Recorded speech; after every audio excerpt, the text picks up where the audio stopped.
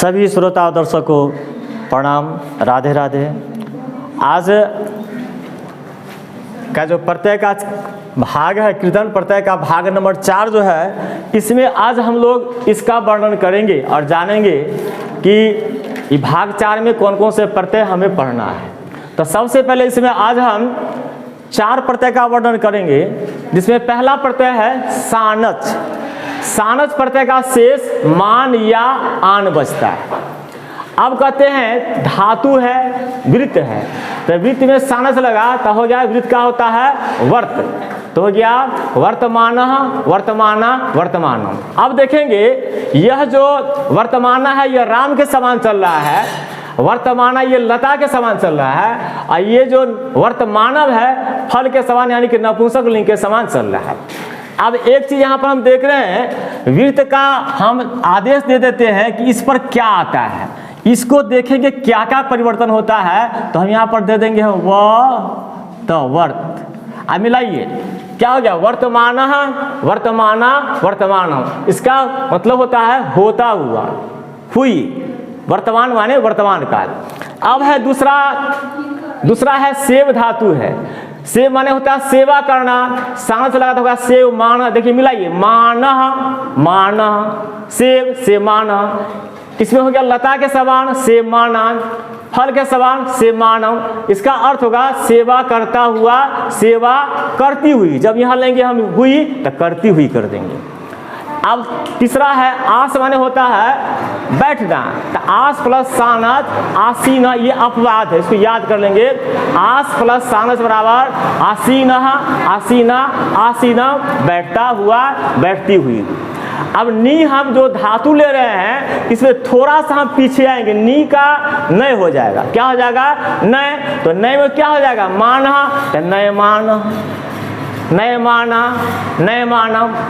तो नी माने होता है ले जाना, तो ले जाता हुआ, हुई करें क्या हो ले जाती हुई। अब होता है ज्ञा माने होता है जानना, तो ज्ञा का आदेश जान आएगा, तो ज्ञा पर हम इंडिकेट किए हैं, समझे कि यहाँ पर जान आएगा। तो जान में यहाँ लगता है आन, तो आन लग गया तो क्या हो गया, यहाँ पर हलंत में आ लगा तो क्या होगा आन, तो जानाना जानाना जानानम। तो ये हो गया जानाना राम के समान चला, ये जानाना लता के समान, और ये जो है जानानम फल के समान, अर्थ होगा जानता हुआ जानती हुई। दूसरा प्रत्यय है घन, बहुत इंपॉर्टेंट प्रत्यय है। कहता है घन प्रत्यय का शेष अह बचता है, अ बचता है। धातु के अनुसार अर्थ अलग अलग होता है।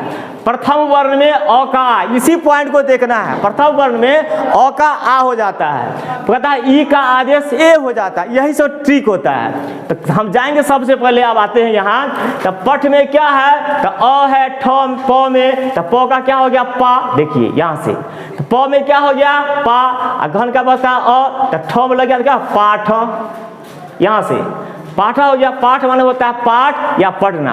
आपको दे देगा कि पठ प्लस घन बराबर क्या होगा पाठ। तो आपको याद है कि पठ धातु में जब घन प्रत्यय लगता है तो पहले अगर अ है तो आ हो जाता है, तो पाठ पाठ बन गया, कोई टेंशन नहीं है। अब पाठ बने क्या होता है पाठ या पढ़ना। अब कहता है दूसरा लिख, लिख का हम बताए हैं, लिख का क्या लिखे हैं ई बराबर ए, तो लिख में क्या है इसका हो गया ले, तो लेख माने लिखना या लेख। रम प्लस घन है, देखिए फिर र में क्या है अ है, तो र में क्या होगा आ, तो क्या होगा रम प्लस में क्या होगा रा, तो राम, राम माने राम नाम हो गया। उसके बाद है प्र उपसर्ग है, और प्र उपसर्ग है, विष धातु है, तो हो गया प्लस घन, तो विष का आदेश हो जाएगा यहाँ पर वे, क्या होगा क्योंकि यहाँ आदेश है, यहाँ पर देखिए ई बराबर ए, तो हो जाएगा वे। अब क्लियर है, वी का क्या होगा वे, कहाँ से देखिए ई बराबर ए हो जाता है, ए की मात्रा क्या होगा प्र वे, और घन का क्या होता है स लग गया, प्रवेश माने प्रवेश, प्रवेश या अंदर जाना। अब क्या है वी क्या उपसर्ग है, रम क्या है धातु है, धन आप जान रहे हैं, रम का क्या बना है राम, तो हो गया वी राम माने रुकना। अब है उसके बाद तीसरा प्रत्यय है तुम, सबसे आसान प्रत्यय है। तुमुल प्रत्यय का शेष बचता है तुम, अर्थ होता है के लिए।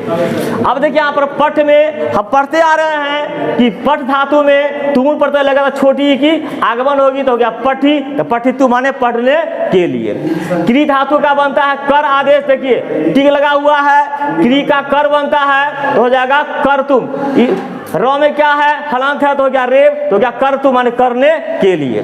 शुरू का आदेश क्या होता है स्रो, सब लिख दिए हैं कि किसका क्या आदेश होता है। अब शुरू का क्या हो गया स्रो, तो स्रो तू माने सुनने के लिए। हन माने होता है मारना, तो हन का होता है हन तू माने मारने के लिए। भू का होता है भवि लिख दिए हैं, तो भवि तू माने होने के लिए। गम माने होता है जाना, तो गम तू माने जाने के लिए। लव प्लस तुमुल, यह एक अपवाद प्रत्यय है जिसको हम स्टार्ट कर देते, इसको आप पढ़ लेंगे, लब्धु माने पाने के लिए।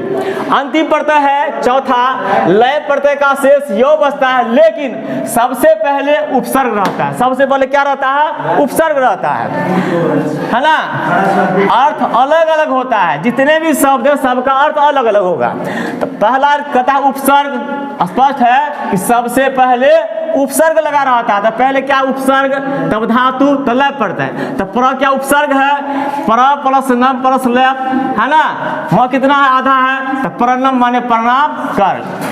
आ क्या है, तो आ उपसर्ग है, गम धातु है, लय तो क्या आगत या आगम। इस सबसे ज्यादा यही पूछता है बोर्ड में, कंपटीशन में, यही दोनों। अब आन है, इसको फिर लिखे हैं, कभी ये दे देगा आपको आन प्लस गम प्लस लय बराबर, तो वही है सेम है आगम और आगत माने आकर। लेकिन आन का जो है इसका जो है इत संज्ञक होता है संस्कृत में, माने उसको विसर्ग कर देते हैं, हटा देते हैं और लोप कर देते, हो जाएगा आगम आगत। तो बच्चे को कंफ्यूजन करने के लिए यह आन दे करके उसको डिस्टर्ब करता है। आन भी रहेगा तो क्या होगा आ ही होगा, क्लियर है। आकर प्र क्या है उपसर्ग है, आप धातु है लेप, तो क्या होगा प्र, तो प्राप्त क्या हो गया आप है, तो प्र में क्या प्राप्त, प्राप्त बन गया माने पाकर या प्राप्त कर। अब सबसे इंपॉर्टेंट चैप्टर ये यहाँ डाले हैं, किस प्रत्यय का शेष क्या बचता है उसे अवश्य ही याद कर ले। आप कुछ नहीं है, चार भाग कर लेंगे आप। हम जानेंगे कतवा का शेष तवा या टवा बचता है। पहला पॉइंट उल्टेंगे, तवा या टवा का प्रत्यय कतवा होता है, ठीक है। कतवतु का शेष तवान या टवान बचता है, टवान या तवान का प्रत्यय कतवतु होता है। फिर देखिए कतवतु का शेष तवान या टवान बचता है, टवान या तवान का प्रत्यय कतवतु होता है। कत का शेष तो या टो बचता है, तो या टो का प्रत्यय कत होता है। कैसे पढ़ रहे हैं, कत का शेष तो या टो बचता है, तो या टो का प्रत्यय कत होता है। कत्तीन का शेष ती या टी होता है, तो ती या टी का प्रत्यय कत्तीन होता है। इसको एक जगह याद कर लेंगे, इससे एक क्वेश्चन रहेगा, हम मार्कर डाल दिए 110% बोर्ड में इससे क्वेश्चन रहेगा। यहाँ ये तबियत पर है, तबियत का तब या टब बचता है ना। तब या टब का प्रत्यय तबियत होता है। फिर अनियर का शेष अनिय होता है, अनिय का प्रत्यय अनियर होता है।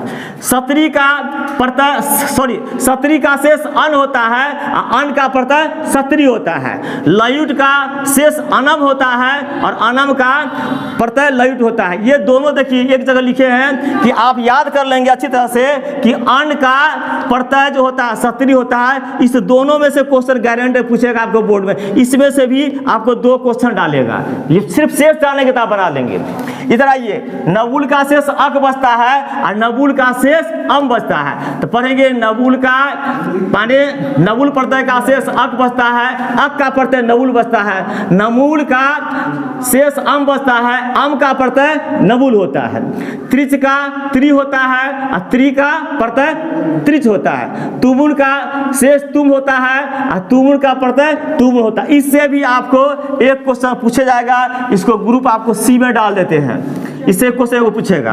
अंतिम आइए 13 से, सानस का मान या आन होता है, ज्यादा मान ही होता है। ध्यान देंगे ज्यादा मान मिलेगा, आन बहुत कम मिलता है सानस में। इससे भी क्वेश्चन आपको पूछेगा, 100% डी लगा देते हैं। तो सानस का शेष मान या आन होता है, मान या आन का प्रत्यय सानस होता है। घन का प्रत्यय अह याद कर लेंगे, आसान हो जाएगा। अह का प्रत्यय घन होता है, लेकिन नियम क्या है यहाँ पर हम दिखा देते हैं कि प्रथम वर्ण में अ का आ होता है, ई का ए हो जाता है, यहाँ से आएंगे। यथ का शेष य बचता है ना, य का प्रत्यय यथ होता है, लैप का य होता है, पर अब ये पढ़ा है सामने में पहले उपसर्ग होता है। तो इन्हीं शब्दों के साथ आप सभी को राधे राधे, इस सबको प्रत्यय का शेष याद कर लेंगे। फिर अगले नेक्स्ट वीडियो में मिलेंगे। जय श्री राधे।